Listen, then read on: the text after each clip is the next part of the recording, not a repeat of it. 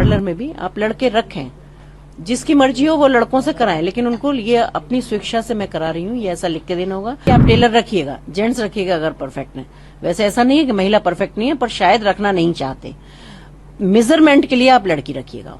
कपड़े सिलाई होती है तो मेजरमेंट किस तरह से लिया जाता है, तो उसके लिए अगर कोई जेंट्स ले तो मुझे लगता है कि ना हमारे संस्कार है ना ये हमारी संस्कृति है। देखिए, मुझे लगता है कि सामाजिक रूप से अगर देखा जाए तो चाहे तो वो महिलाओं की सुरक्षा की दृष्टि से है और चाहे वो महिलाओं को रोजगार की दृष्टि से है।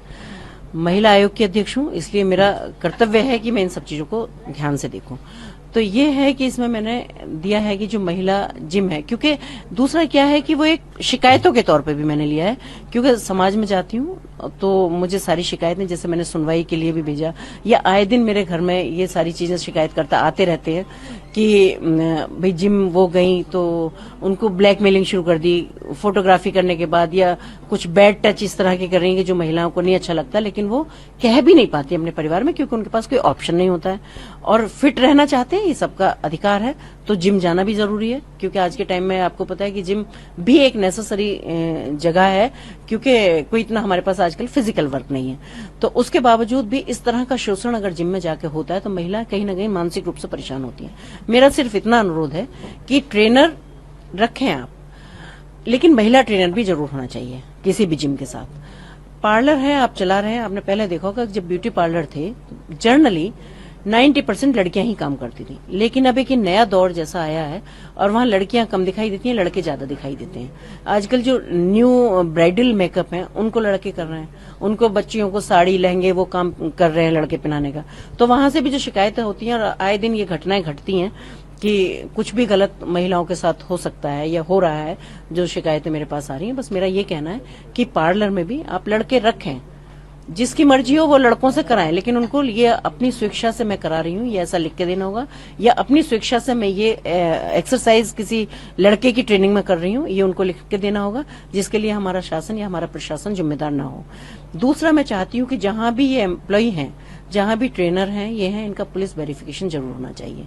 कितनी जगह मैंने ये देखा है कि लड़के घटनाएं करते हैं और घर के भाग जाते हैं और उनका कोई अता पता नहीं होता, फिर उनको सिर्फ ढूंढते ही रह जाते हैं, बाकी सारी चीजें खत्म हो जाती हैं फिर। तो मैं ये चाहती हूँ कि एक पुलिस वेरिफिकेशन होना चाहिए, जिससे उसको भी ये डर रहेगा कि भाई मैं यहाँ काम करता हूँ तो मैं निष्ठा और ईमानदारी के साथ काम करूँ। तो मुझे लगता है कि ये कोई ऐसी चीजें नहीं है, बेसिक चीजें हैं जिनको शायद अभी तक नजरअंदाज किया जा रहा था।